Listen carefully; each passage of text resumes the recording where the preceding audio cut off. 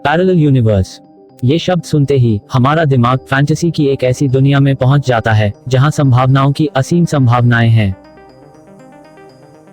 आज हम आपको पैरेलल यूनिवर्स से जुड़ी एक बेहद रहस्यमयी घटना के बारे में बताने जा रहे हैं, जो और कहीं नहीं बल्कि भारत में घटित हुई थी। इसे जानकर आप यकीनन चौंक जाएंगे। तो चलिए जानते हैं इस रहस्यमयी घटना के बारे में। ये घटना ईयर 1965 की है, जो उत्तराखंड के नैनीताल जिले में घटित हुई। एक 33 वर्षीय कपड़ों का व्यापारी वासु भनोट एक सामान्य जिंदगी गुजार रहा था। वासु के साथ सब कुछ ठीक चल रहा था, पर एक दिन उसके साथ कुछ ऐसा हुआ जिसकी वजह से उसका जीवन हमेशा के लिए बदल गया। उसके साथ घटित उस अविश्वसनीय घटना पर उसे अपने मरते दम तक विश्वास नहीं हुआ। 13 अक्टूबर 1965 के दिन वासु नैनीताल से अपने पैतृक गांव सतराली के लिए निकला, जहां उसका पुश्तैनी घर था। उस दिन जब वो अपने गांव के लिए निकला तब उसे सब कुछ सामान्य ही लग रहा था। क्योंकि पहाड़ी रास्तों पर यात्रा करना एक थका देने वाला अनुभव होता है, इसलिए वासु ने एक जगह पर रुककर कुछ देर आराम करने के बाद आगे बढ़ने का सोचा। अपनी यात्रा पर वासु कुछ ही दूर निकला था कि उसे अपने गांव से थोड़ी दूर पहले एक गहरी धुंध का गुब्बार दिखा। पहाड़ी इलाकों में ऐसे धुंध दिखना आम बात है। यही सोचते हुए वासु उस धुंध के गुब्बार को चीरते हुए आगे बढ़ गया। उस गहरे धुंध से आगे निकलते ही उसे अपना गांव दिखाई दिया, जो कि कुछ अलग और बदला बदला सा लग रहा था।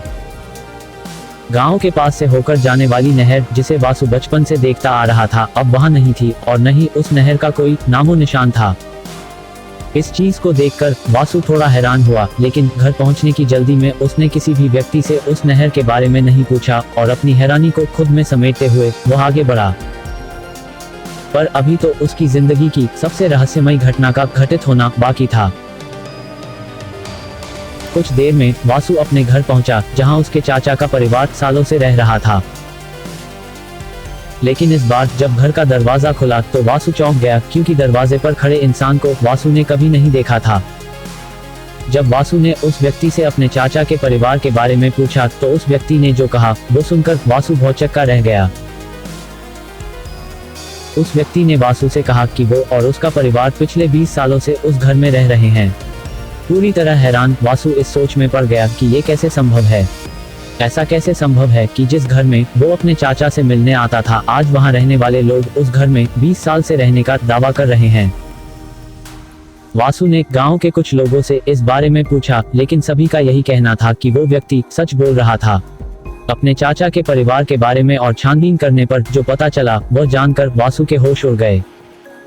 गांव के कुछ बुजुर्ग लोगों ने उसे बताया कि उसके चाचा और उनका पूरा परिवार 20 साल पहले ही एक दुर्घटना में मर चुके हैं।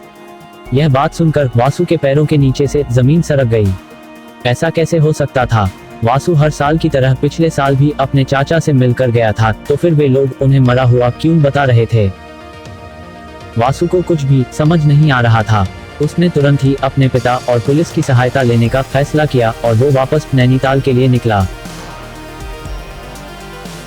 वहां पहुंचकर उसने अपने पिता और पुलिस अधिकारियों को इस पूरी घटना के बारे में बताया। ये सब सुनकर वासु के पिता और पुलिस अधिकारी भी हैरान थे। अगली सुबह वासु अपने पिता और पुलिस वालों के साथ सतराली गांव के लिए निकला। जब वे लोग गांव के पास पहुंचे तो इस बार मौसम बिल्कुल साफ था और वो नहर भी वहां मौजूद थी। ये मंजर देखकर वासु को बेहद हैरानी हुई, क्योंकि एक दिन पहले ही उस नहर का वहां कोई नामो निशान तक नहीं था। अपनी हैरानी के साथ वासु उन लोगों के साथ आगे बढ़ा और अपने गांव पहुंचा। वहां सब लोग वासु और उसके पिता को पहचान रहे थे। जब वो सब वासु के चाचा के घर पहुंचे तो घर का दरवाजा वासु के चाचा ने ही खोला, जिसे देखकर वासु की आंखें फटी की फटी रह गईं। एक ओर वो अपने चाचा को देखकर खुश था, वहीं दूसरी ओर इस पूरी घटना के कारण वो बेहद हैरान था। उन्हें जिंदा देखकर पुलिस वालों और बाकी लोगों को लगा कि शायद वासु अपना मानसिक संतुलन खो चुका है। गांव के लोगों ने भी इस बात से साफ इनकार कर दिया कि वो एक दिन पहले वहां आया था। वासु की आपबीती पर किसी को यकीन नहीं हो रहा था, लेकिन वासु को अपने ऊपर पूरा यकीन था कि ये उसका कोई भ्रम नहीं बल्कि कोरा सच था। वासु भनोट के साथ घटित ये रहस्यमयी और अद्भुत घटना दुनिया की इकलौती ऐसी घटना नहीं है।